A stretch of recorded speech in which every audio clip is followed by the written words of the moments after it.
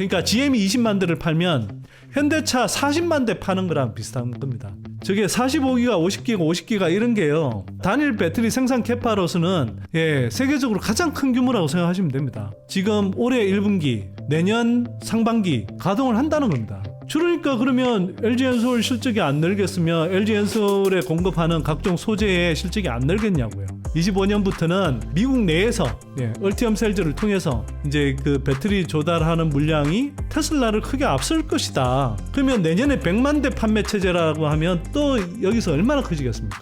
그러니까 여러분들 한번 생각해 보시라고요. 제가 왜 빅뱅 폭발이라는 게 어떤 의미냐고. 올해 상반기 성장 속도가 상대적으로 좀 주춤하겠지만 하반기 가면 늘어나고 25년 가면 진짜 빅뱅 폭발하고 26년에 더 크게 폭발하고 GM뿐만 아니라 포드, 스텔란티스도 엄청나게 이제 판매량 늘리게 되는 거예요. 중저가 볼륨 전기차 시장에 공급하려고 하는 배터리가 바로 이제 이 미드니켈 배터리인데 LFP 배터리의 천적이 되고 진짜 LFP 배터리의 확산을 막아내는 국내 배터리 업체들의 비장의 무기가 될 수 있다. 저는 그렇게 생각합니다.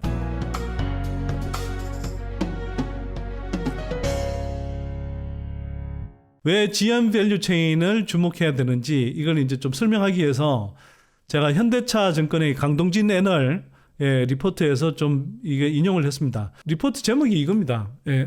뭐냐면 GM 그 실적 발표했을 때 EV 전기차 비관론에 마침표를 찍다 하면서 GM이 올해 상당히 이제 그 전기차 판매량을 늘리면서 실적이 이제 증가할 것 같다는 이제 컨퍼런스 콜을 하면서 이와 관련해서 이제 EV 비관론에 마침표를 찍고 그래서 LG 에너지 솔루션의 이제 그 실적 둔화 흐름 상당히 이제 좀 긍정적인 시그널을 줬다고 이제 평을 하면서 리포트를 낸 거죠. 그래서 여기서 보신 것처럼 지난해 기준으로 미국 OEM별 전기차 판매량 순위를 보면 테슬라가 64만 대를 팔아서 전체 미국 전기차 시장의 한 절반가량을 테슬라 혼자 차지했습니다. 그 뒤를 이어서 이제 스텔란티스가 아까 말씀드렸다시피 이미 꽤 많이 팔고 있어요. 14만 대 팔고 있고요.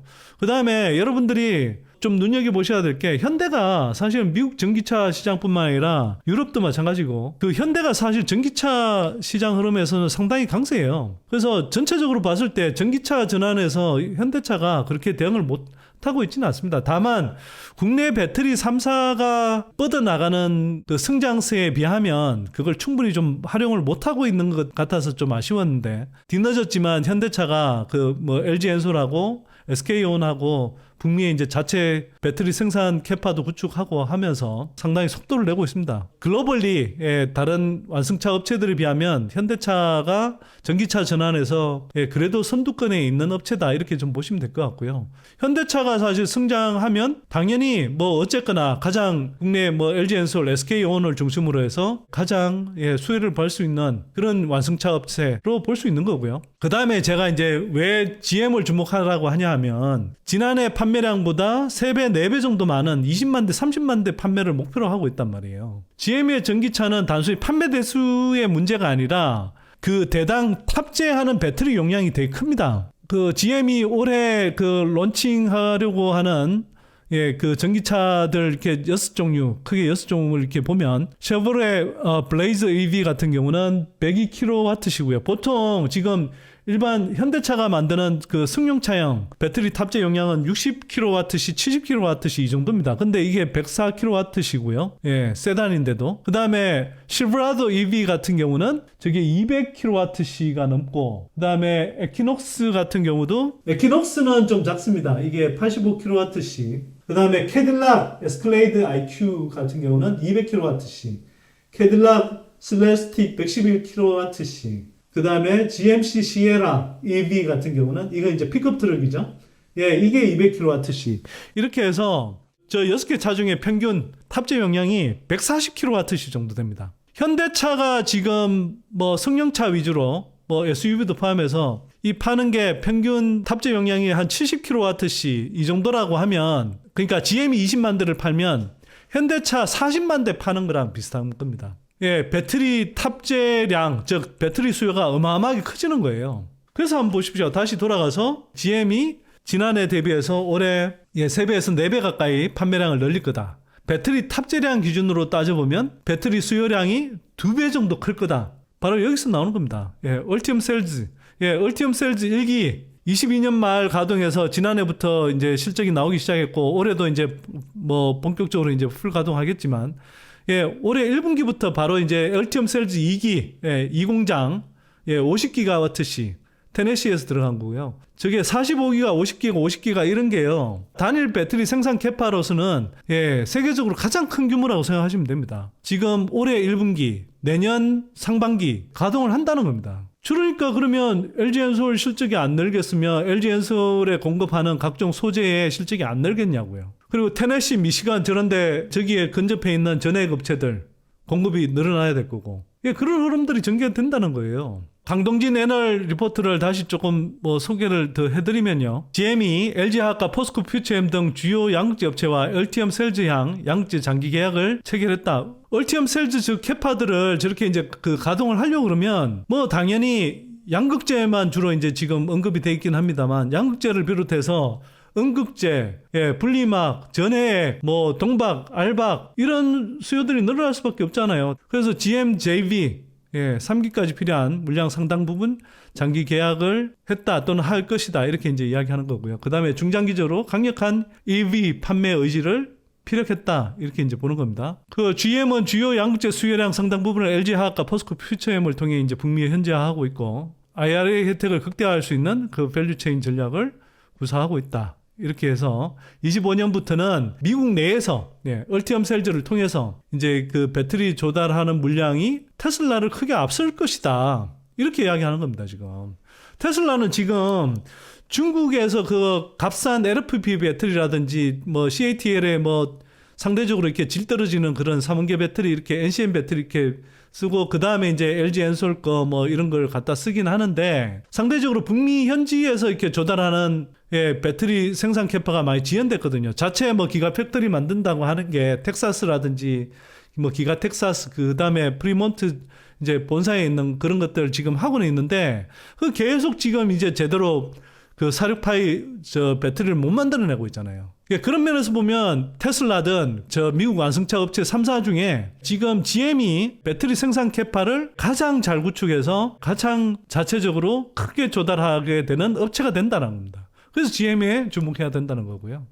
예, 그래서 GM이 밝힌 대로 25년 이후 100만 대 판매 체제를 갖추게 될 것으로 판단한다. 올해 20만 대, 30만 대라고 했잖아요. 그러면 내년에 100만 대 판매 체제라고 하면 또 여기서 얼마나 커지겠습니까? 그러니까 여러분들 한번 생각해 보시라고요. 제가 왜 빅뱅 폭발이라는 게 어떤 의미냐고. 올해 상반기 성장 속도가 상대적으로 좀 주춤하겠지만 하반기 가면 늘어나고 25년 가면 진짜 빅뱅 폭발하고 26년에 더 크게 폭발하고 GM뿐만 아니라 포드, 뭐 스텔란티스도 엄청나게 이제 판매량 늘리게 되는 건 이런 체제로 이제 간다는 겁니다. 장기적으로 미국 내 점유율을 확대할 수 있는 가장 이상적인 포지션 구축하여 LG 엔솔이 수혜를 기대할 수 있다. 이렇게 보는 거고요. 예, 그리고 뭐 적절하게 코멘트 했지만 포드가 EV 판매에 보수적 입장을 취하며 EV 수요 우려를 키우고 CATL과의 협력 등 다양한 노이즈를 일으켰지만 GM은 한국 기업들 중심으로 IRA에 최적화된 밸류체인을 계속 구축하고 있다. 그래서 얼마 전에 메리바라 그 GM 회장이 직접 와서 예, 배터리 3사들 다 만나고 단순히 배터리 업체들뿐만 아니라 뭐 삼성이든 SK든 뭐 이렇게 뭐 전장업체들까지 다 만나고 갔잖아요. 그러면서 그만큼 GM이 한국 밸류체인에 대한 의존도가 되게 강한 회사라는 겁니다. 자, 그래서 GM의 주력 전기차들이 양산되는 EQ24 이후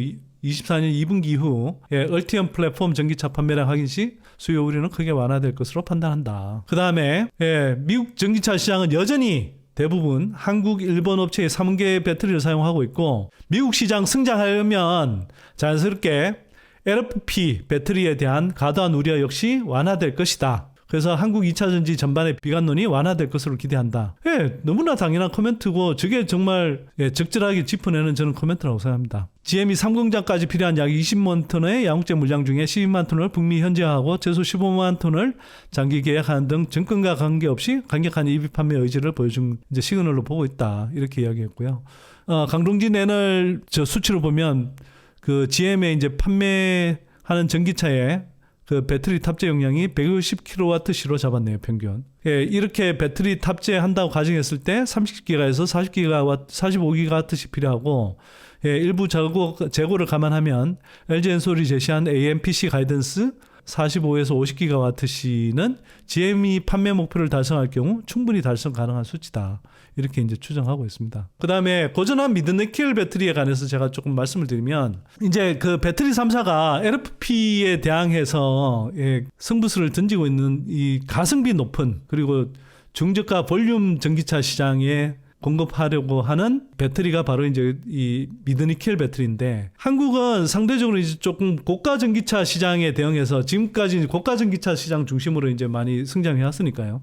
그 고가 전기차 시장에 대응해서 이른바 이제 고성능 하이니켈 배터리를 주력으로 이제 생산해 왔습니다. 하이니켈이란 건 기본적으로 811 이상을 이야기하는데, 이때 811은 배합 비율 측면에서 보면 니켈 비중 80% 이상, 즉 811 또는 구반반 또는 뭐 90% 이상도 있죠. 이런 걸 이제 하이니켈 배터리라고 하는데요. 이 하이니켈 배터리로 왔는데, 아까 말씀드렸다시피 이제 캐전 구간을 건너가야 되고 이제 볼륨 시장으로 건너가야 되기 때문에 이 가성비 높은 배터리를 이제 찾다 보니, 이미 이제 우리는 뭐 523, 622 이런 식으로 이제 미드니켈 쪽으로 뭐 지나왔는데도 불구하고 이걸 다시 이제 좀 보게 된 겁니다. 예. 미드니켈 배터리는 사실 구식 기술이죠. 구식 기술이지만 상대적으로 좀 가격을 떨어뜨리면서, 배터리 가격을 떨어뜨리면서, 그러나 LFP 배터리는 확연히 에너지 밀도가 높은 그런 배터리를 만들 수 있겠다라고 이제 착안해서 미드니켈 배터리를 다시 이제 개발해서 생산하려고 하고 있는데, 사실은 이제 이미 거쳐온 길이기 때문에 사실 뭐 그 개발하는데 그렇게 어렵고 시간이 많이 걸리진 않아요. 그래서 제가 볼 때는 올해 하반기부터도 본격적으로 이제 이 뭐 계약을 체결하는 흐름이 있고요. 그 LG 엔솔이 이미 그 실적 컨콜에서 고전압 미드니켈 쪽 수요가 좋아서 몇 군데 업체와 지금 협의하고 있다, 뭐 이런 이제 저 설명도 했었거든요. 뭐 빠르면 상반기 또는 늦어도 하반기 중에는 뭐 그런 성과들이 나올 거라고 저는 생각합니다. 어쨌거나 미드니켈 배터리는 3.7V 정도로 이렇게 조금 뭐 지금 보통 쓰고 있는 그런 전압을 사용했어요. 네. 근데 이걸 이제 4.4V로 이제 전압을 높이면 기본적으로 에너지 밀도가 많이 올라갑니다. 그러나 그렇게 되면 이게 지금까지 써온 양극재는 기본적으로 다결정이거든요. 예, 다결정은 예를 들어서 뭐 NCM 같으면 뭐 니켈, 코발트, 망간 이런 것들을 이제 섞어서 그 결정체 그 자체가 이제 각각이기 때문에 다결정이라고 하는 거예요. 그 다결정을 쓰게 되면 배터리 내에 이제 그 뭐 발열이 이제 심해지면 이 자체가 이제 균열이 생기면서 화재 위험으로 이어질 가능성이 높거든요. 그래서 다결정 양극재에 균열이 생기면서 발화 위험성이 커지게 됩니다. 예, 그래서 이를 해결하려면 단결정 양극재를 사용하면 되고요. 단결정 양극재는 4.4V, 즉 상대적으로 고전압에서도 균열이 생기지 않아서 발화 위험을 낮추면서 한편으로는 에너지 밀도를 높일 수 있게 되는 겁니다. 예, 그래서 하이볼트, 즉 고전압 NCM 613은 4.4V로 그 180A/kg당 NCM 811보다 에너지 밀도가 높고 NCM 9반반과 비슷해지는 정도로 에너지 밀도를 높일 수 있다고 해요. 근데 가격은 고전압이긴 하지만 기본적으로 미드니켈이기 때문에 가격은 낮아집니다. 가격은 낮아지고 에너지 밀도는 높고 여기다 열 안정성까지 좋아지기 때문에, 즉 발열량이 30% 정도 낮아지니 이른바 발화 위험성도 줄어들고, 전반적으로 가격 낮고 화재 위험성 낮추면서 에너지 밀도는 상당히 올릴 수 있기 때문에 가성비 측면에서 굉장히 뛰어난 그런 이제 배터리가 될 수 있는 겁니다. 같은 에너지 밀도일 때 인산철 배터리 셀은 하이볼트, 즉 고전압 NCM 613 배터리 셀보다 10% 이상 더 비싸질 수 있고 무게는 훨씬 더 무겁다는 거죠. 그러면 여러분들이 한번 생각해 보십시오. 규모의 경제 수준으로 이제 그 본격적으로 대규모로 대량으로 양산하게 되면 고전압 미드니켈 배터리를 상대적으로 싸게 되게 공급할 수 있고, 그렇게 생산하면 가격은 LFP 배터리보다 비슷한 수준, 뭐 잘하면 더 떨어질 수도 있는 수준으로 만들 수 있고, 에너지 밀도는 LFP보다 더 좋다. 그러면 전기차용으로, 적어도 전기차용으로 LFP를 쓰겠나요? 그냥 고전압 미드니켈 배터리를 쓰지. 그래서 제가 볼 때는 LFP 배터리에 천적이 되고, 진짜 LFP 배터리의 확산을 막아내는 국내 배터리 업체들의 비장의 무기가 될 수 있다. 저는 그렇게 생각합니다. 그 코스모 신소재 쪽에 IR 담당하시는 분이 제가 이제 그때 LFP의 이제 그런 어떤 뭐 잠재력에 대해서 물었을 때 뭐 되게 가볍게 코멘트 하듯이 이야기했던 말이 그거예요. 우리가 뭐 고전한 미드니켈 배터리 만들어내면 그게 가성비가 짱인데 그 LFP 배터리 그거 쓸 자리가 있을까? 이런 식으로 이야기하더라고요. 만약 고전한 미드니켈 배터리를 잘 만들어내면 적어도 국내 배터리 업계에 보편적인 인식으로 자리 잡을 거라고 생각하고요. 뭐 진짜 LFP 배터리 때문에 뭐 한국 배터리 산업이 막 무너질 것 같고 뭐 큰 타격을 입을 것처럼 그렇게 떠벌리는 그런 엉터리 애널들 입을 다물게 되지 않을까 뭐 이렇게 생각을 합니다. LG엔솔이 인도 전기차 배터리의 50%를 공급한다. 제가 전에 말씀드렸는데 뭐 근역별이 아니고 단일 국가상으로 보면 미국, 중국에 이어서 인도가 가장 큰 제3의 그런 전기차 시장이 됩니다. 근데 여기에 LG엔솔이 인도 전기차 배터리의 50%를 이미 공급하고 있어요.